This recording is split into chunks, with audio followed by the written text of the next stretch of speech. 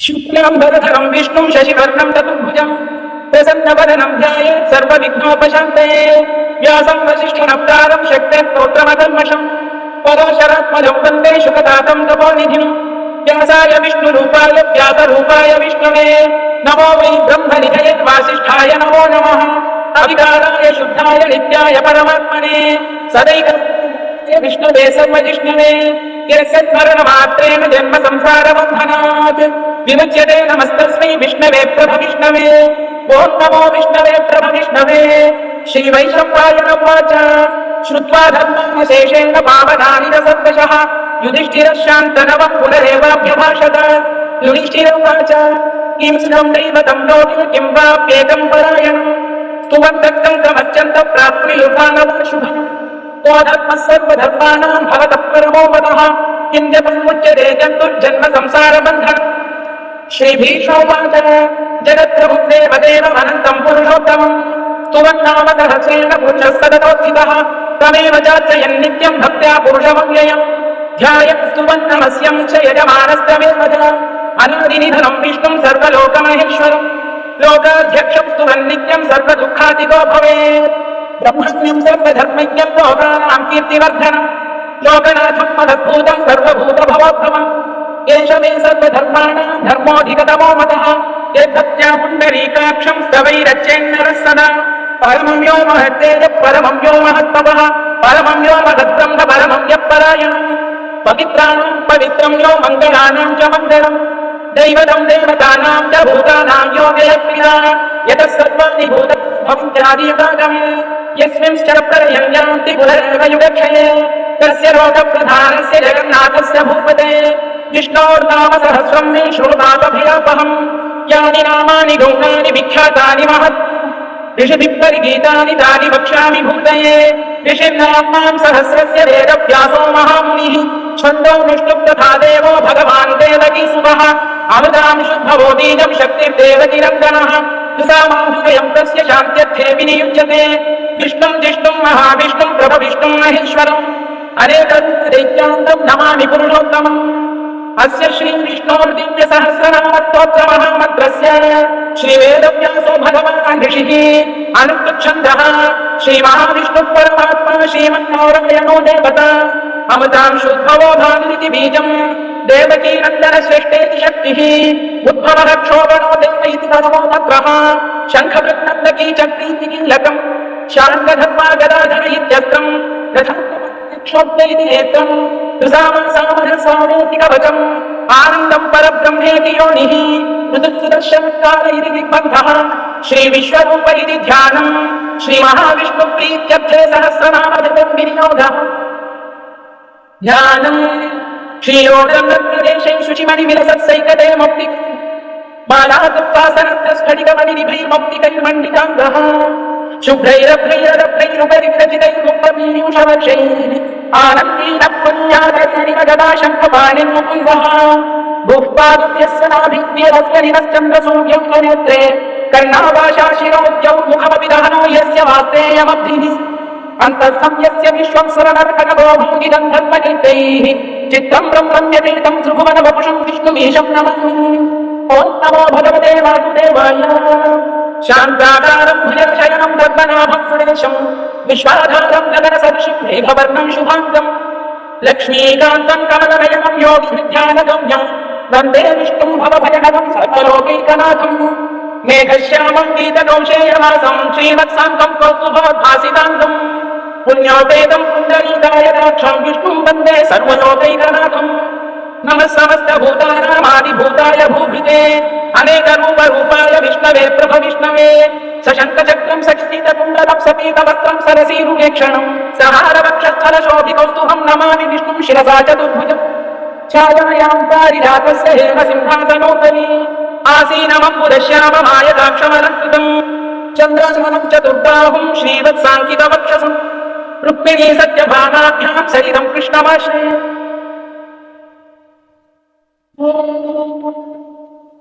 विश्वं विष्णुर्भजत्कारो भूतभव्यभवत्प्रभुः भूतवृद्भावो भूतात्मा भूतभावनः भूतात्मा परमात्मा च मुक्तानां परमगतिः अव्ययः पुरुषः साक्षी क्षेत्रज्ञोऽक्षर एव च योगो योगविदां नेता प्रधानपुरुषेश्वर सिंहवपुः श्रीमान् केशवः पुरुषोत्तमः सर्वशर्वशिवस्थानुभूतादिर्निधिरव्ययः सम्भवो प्रभवप्रभुरीश्वरः स्वयंभूष्यम्भुरादित्यः पुष्कराक्षो महस्वरः अनादिनिधनोधाता विधाता धातुमुत्तमः अप्रमेयो ऋषिकेश पद्मनाभोऽमरप्रभुः विश्वकर्मा मनुस्पष्टस्थविरोद्भुवः अग्राह्य शाश्वत कृष्णो लोहिताक्षप्रदर्शनः प्रभूतस्थितगुप्ताम पवित्रं मङ्गलं परम् ईशानप्राणरप्राणो ज्येष्ठ श्रेष्ठ प्रजापतिः हिरण्यगर्भो भूगर्भो माधवो मधुसूदनः ईश्वरो विक्रमी हन्वी मेधावी विक्रमक्रमः अनुत्तमो दुराधर्षकृतज्ञकृतिरात्मवान् सुरेश शरणं शर्म विश्वरेता प्रजाभवः अधः संवत्सरोऽप्याळ प्रत्ययः सर्वदर्शनः अजः सर्वेश्वरः सिद्धः सिद्धिः सर्वादिरच्युतः वृषाकपिरमेयात्मा सर्वयोगविनिःसृतः वसुं वसुमनः सत्यः समात्मा संविदः समः अमोघ पुण्डरीकाक्षो वृषकर्मा वृषाकृतिः रुद्रो बहुशिराभृद्विश्वयोनिश्रुतिश्रवः अमृतः शाश्वतस्थाणुर्वरारोहो महतवाः तद्वदः सर्वविद्वानुः विश्वक्सेनो जनार्दनः वेदो वेदविरव्यङ्गो वेदाङ्गो वेदविद्वमिः लोकाध्यक्षः धर्माध्यक्षकृतार्थः चतुर्व्यूहश्चतुर्दंष्टश्चतुर्भुजः भ्राजिष्णुर्भोजनं भोक्ता सहिष्णुर्जगदादिजः अनघो विजयो जेता विश्वयोनिः पुनर्वसुः उपेन्द्रो वामनौत्रांशुरमोघः शुचिरूर्जितः अतीन्द्रः सङ्ग्रहः सर्वोद्धुतात्मा नियमो यमः वेद्यो वैद्यः सदा योगी वीरः माधवो मधुः अतीन्द्रियो महामायो मुहूर्ताहो महाबलः महाबुद्धिर्महावीर्यो महाशक्तिर्महाद्युतिः अनितेश्यवपुः श्रीवान् हरे आत्मा महेश्वासो महीभद्रः श्रीनिवासः सदाङ्गतिः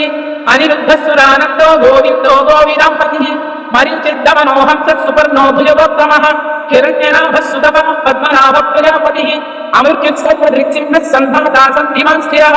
अजो दुर्मर्शनः शास्ता विश्रुतात्मा सुरारिः गुरुपुरुतमोधानः सत्यः सत्यपराक्रमः निमिषो निमिषस्सग्नि वाचस्पतिन्दारथिः अग्रणीर्ब्राह्मणी न्यायो नेता समीरणः सहस्रमूर्धा विश्वात्मा सहस्राक्षः सहस्रपात् आवत्तनो निवृत्तात्मा संवृतः सम्प्रवर्तनः अधः सम्पत्तको भक्तिहरियो धरणीधरः सुप्रसादप्रसन्नात्मा विश्वभुक्विभुः सत्तत्ता सत्ततः साधित्यन्नारायणो नरः असङ्ख्येयो प्रमेयात्मा विशिष्टशिक्तिच्युतिः सिद्धार्थः सिद्धसङ्कल्पः सिद्धिदः सिद्धिसाधनः वृषाही वृषभो विष्णुर्वृषभर्वा वृषोदरः वर्धनो वर्धमानश्च विविक्तश्रुतिसागरः सुभुजो दुर्धरो वाग्मी महेन्द्रो वकुदो वधुः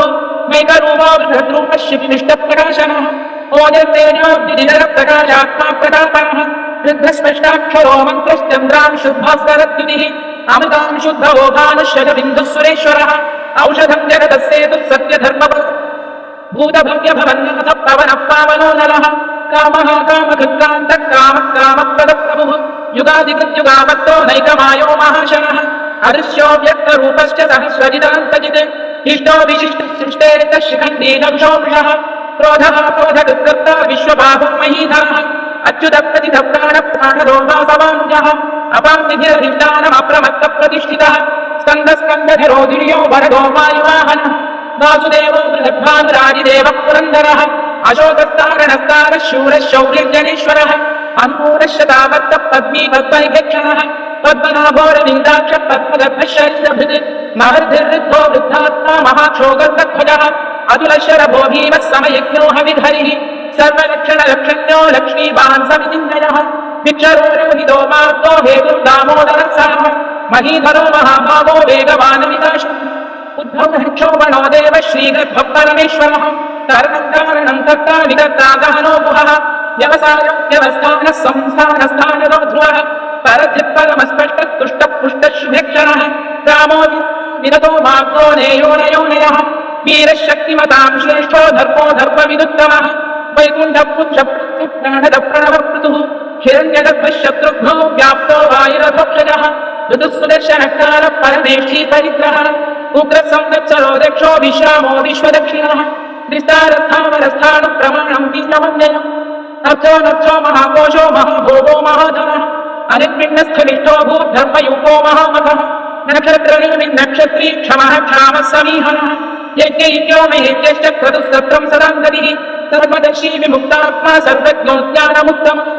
सुहृद सुमुख सूक्ष्म सुघोष सुखद सुहृद मनोहर वीरबाहु विदारमः स्वापन स्ववशो व्यापी नैकात्मानैककर्मकृत् वत्सरो वत्सरो वृत्तिरत्नरघोधरेश्वरः धर्मदुर्धर्मी सरदक्षरमक्षर अभिज्ञाता सहस्रांशु विधाता कृतक्षम् नमस्ते निस्सत्तप्त सिंहो भूतमहेश्वरः आदिदेवो महादेवो देवेशो देवभृत्कुरुः उत्तरो गोपतिर्गोप्त ज्ञानगम्यः पुरातनः शरीरभूतभृद्भोक्त रवीन्द्रो भूरि दक्षिणः सोमवत्सवत्पुरुजित्पुरुसत्तमः विनयो जयः सत्यसन्धो दाशार्धः सात्वतङ्पतिः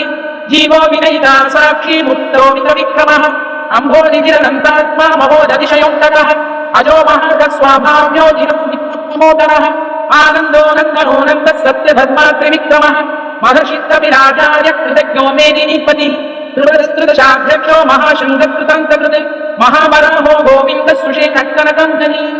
दुह्यो गभीरो गहनो गुप्तश्चक्रगदाधरः वेदास्वाङ्गोजितकृष्णो दृढः सङ्कर्षणोच्युतः वर्णो पुष्कराक्षो महामनमोह भगवान् बलहानन्दी वनमाली हलायुधः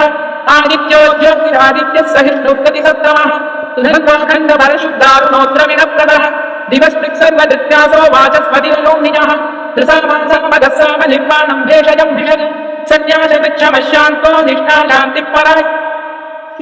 शान्तिदस्रष्टा कुमुदकुवलेशयः प्रोहितो गोपरिप्रोक्ता वृषभाक्षो वृषप्रियः अनिवर्ती निवृत्तात्मा संक्षेप्ताक्षेमकृत् शिवः श्रीवत्सवक्षः श्रीवास श्रीपति श्रीमताम्बरः श्रीनिवास श्रीनिधि श्रीभावरः श्रीधर श्रीकर श्रेय श्रीमान् लोकत्रयाश्रयः स्वक्षस्वङ्गश्यदानन्दो नन्दिज्योतिर्गणेश्वरः विजितात्मा विधेयात्मा सत्येत्तिश्चिन्न संशयः उदीर्णः सर्वतश्चक्रनिच्छशाश्वतस्थिरः भूषयो भूषणो भूतिर्विशोकशोकनाशनः अच्छिष्मानच्चितकुम्भो विशुद्धात्मा विशोधनः अनिरुद्धो प्रतिरथ प्रत्युम्नो मितविक्रमः कालनेमिहा वीरशौरिशूरजनेश्वरः त्रिलोकात्मा त्रिलोकेशः केशवत्येशिहा हरिः कामदेव कामपालः कामी कान्तकृतागमः अनिश्वरपुर्विष्णुर्वीरोऽनन्तो धनञ्जयः ब्रह्मण्यो ब्रह्मकृत्ब्रह्म ब्रह्म ब्रह्मविवर्धनः ब्रह्मविब्राह्मणो ब्रह्मी ब्रह्मज्ञो ब्राह्मणप्रियः महातमो महाकर्मा महातेजामहोरिवः महाक्रतुर्महायज्ञ महायज्ञो महाहविः स्तव्यस्तवप्रियस्तोत्रं स्तुतिस्तोतारणप्रियः पूर्णः पूरयिता पुण्यपुण्यकीर्तिमयोमयः मनोजवस्तीर्थगरो वसुरेता वसुप्रदः वसुप्रदो वासुदेवो वसुमनोहविः सद्गतिः सत्कृतिः सत्ता सद्भूतिः सत्परायणः शूरसेनो यदुश्रेष्ठः सन्निवासः सुयापुनः भूता वासो वासुदेवः सर्वासु निलयो नरः दत्तः दत्तदो दृप्तो दुर्धरोधा पराजितः विश्वमूर्तिर्महा दीप्तमूर्तिरमूर्तिमान् अनेकमूर्तिरव्यक्तः शतमूर्तिः शताननः एकोनैकः सवक्तयत्तत्पदमनुत्तमम् लोकबन्धुर्गोकनाथो माधवो भक्तवत्सलः सुवर्णवर्णो हेमाङ्गो वरप्रश्चन्दः दीनःस्मिषमशून्यो भृताशीरकास्करः अमानी मानदोपान्यो लोकस्वामी त्रिलोकधिः सुमेधामेधयोधव्यः सत्यमेधाधराधरः तेजो विशोद्युतिधरः सर्वशत्रुभृताम्बरः व्यग्रहो निग्रहो व्यग्रो नैकशृङ्गो गदाग्रजः चतुर्मूर्तिश्चतुर्बाहुश्चतुर्व्यूहश्चतुर्गतिः चतुरात्मा चतुर्भुवनश्चतुर्वेदविदेकपात् समावर्तो निवृत्तात्मा दुर्जयोधरविक्रमः दुर्लभो दुर्गमो दुर्गो दुरावासो दुरारिः शुभाङ्गो लोकसारङ्गः सुतं तुष्टन्तु वर्धनः इन्द्रकर्मा महाकर्मा कृतकर्मा कृतागमः उद्भवः सुन्दरः सुन्दो रत्ननाभः सुलोचनः अद्वो वाजतनः शृङ्गी जयन्तः सर्वविद्यये सुवर्णिन्द्रक्षोभ्यः सर्ववागीश्वरेश्वरः महाहृदो महागक्तो महाभूतो महानिधिः कुमुदकुण्डः कुन्दपर्जन्यपावनो निलः अमृताशोमृतवतुः सर्वज्ञः सर्वतोमुखः सुलभः सुकृतः सिद्धः शत्रुजिच्छत्रुदापनः यद्रोधोदुम्बरोष्टश्चान्ध्रनिषूदनः सहस्राच्चिः सप्तदिक्वः सप्तविधा सप्तवाहनः अमूर्तिरनुभोचिन्त्यो भयगृद्भयनाशनः अनुबृहत्तुशस्थूलो गुणभिन्निर्गुणो महान् अजतस्वस्य प्राग्वंशो वंशवर्धनः धारभित्तजितो योगी योगीशः सर्वकामदः आश्रमश्रमणः क्षामः सुवर्णो वनः धनुर्धरो धनुर्वेदो दण्डो दमयितागमः अपराजितः सर्वसमो नियन्ता नियमो सात्विकः सत्यः सत्यधर्मपरायणः अभिप्राय प्रियार्वोरप्रियकृत्तिवर्धनः ज्योतिः सुचित्पुदभुक्विभुः रविविरोचनः सूर्यः सवितारविलोचनः अनन्तोऽभूत बुद्धोक्ता सुखदो नैकजोग्रजः अनिर्विण्णः सदा महर्षि लोकाधिष्ठानमद्भुतः सनात्सनातनतमत्कपिलक्कपिरव्ययः स्वस्ति स्वस्ति स्वस्ति स्वस्ति भुक् स्वस्ति दक्षिणः